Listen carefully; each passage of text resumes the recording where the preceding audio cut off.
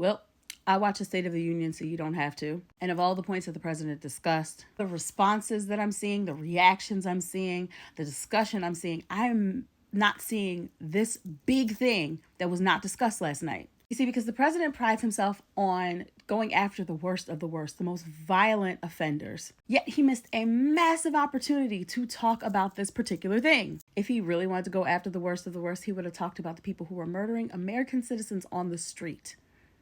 You know, like Renee Good, Alex Preddy, Keith Porter, and so many others. People who are brutalizing Americans on the streets. Since he tried to demonize people who were allegedly ripping families apart, why doesn't he talk about the people who are ripping these families apart?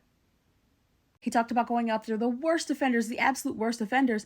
There are documents, a massive amount of documents of the absolute worst of the worst of people who've allegedly committed such heinous crimes that we are watching people in various different nations go down for those crimes. Yet he was oddly silent about all of that because he's at the center of all of that.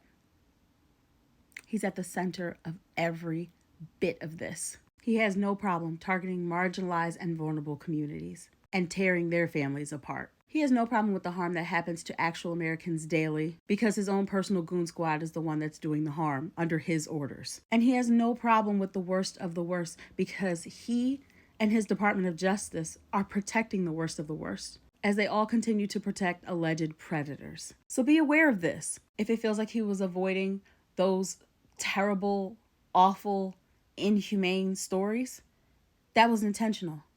He absolutely was. He doesn't care about the harm that he caused as long as he can benefit from it. He doesn't care about the lives that are lost as long as they were standing against him in some way. And he doesn't care about the American people just as long as he can benefit from them. Okay, thanks, bye.